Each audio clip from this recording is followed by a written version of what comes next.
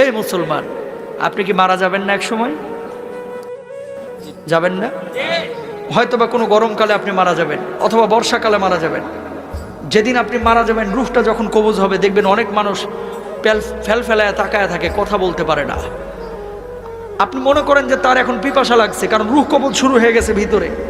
দুনিয়ার সবচেয়ে কঠিন সময় হচ্ছে এই সময়টা, যে সময়টা মানুষের রূহটা কবজ হবে। তখন আপনি যে এই যে মুখে পানিটা ঢেলে দেন, দেখবেন যে পানিটা গিলতে পর্যন্ত পারে না, ঠোঁটের দুই কিনারা দিয়ে ওই পানিটা বের হয়ে যায়। আল্লাহু আকবার।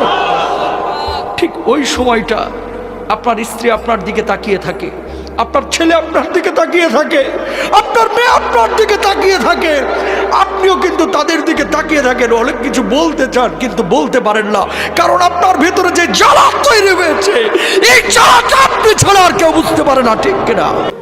মানুষজন যারা অপরাধী বারবার একটা কথা বলে, ও মালাকুল মাউত, এবারের মতো আমাকে ছেড়ে দাও, আমাকে নিও না, এবারের মতো তুমি আমাকে ছেড়ে দাও, আমাকে নিও না, আমাকে 10টা দিন সময় দাও, 2টা দিন সময় দাও, এই অবস্থায় আমি কবরে গেলে আমি জাহান্নামী হব, আমাকে মাফ করে দাও, আমার রূহটা এখন কবজ করো না। কিন্তু আমার আল্লাহ রাব্বুল আলামিন কি বলছেন?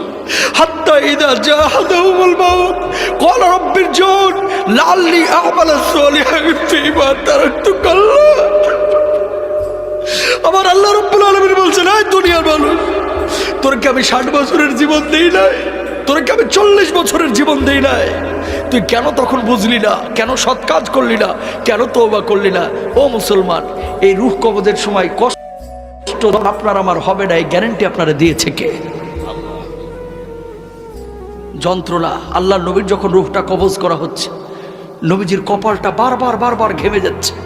আম্মা যারা আয়েশা বলতেছেন, ইয়া রাসূলুল্লাহ, আপনার কপালটা ঘেমে যাচ্ছে কেন? আল্লাহর নবী বলছে, আয়েশা, আমার বুকের উপরে যেন উহুদ পাহাড়টা চেপে ধরা হয়েছে। আল্লাহু আকবার। আল্লাহর নবীর যদি এই অবস্থা হয়, আপনার আবার অবস্থাটা কি হতে পারে? আপনি জানেন না, এই বাড়ি যাবে না আপনার সঙ্গে, গাড়ি যাবে না, কিচ্ছু যাবে না।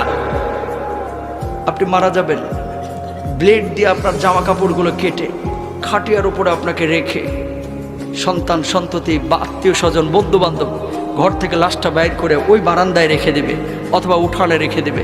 আপনার নাম ছিল আব্দুল কুদ্দুস, আব্দুর রহিম, সালমান, সাদমান, কত ভালো ভালো নাম। এখন কেউ আপনাকে নাম ধরে ডাকবে না, এখন আপনার নাম হয়ে গেছে লাশ। আপনার নাম কি? লাশ। ওই মুয়াজ্জিন সাহেব মাইকে যে ঘোষণা দিবে, সেদিন আপনার নামের শুরুতে একটা ডিগ্রি লেগে যাবে, ডিগ্রি।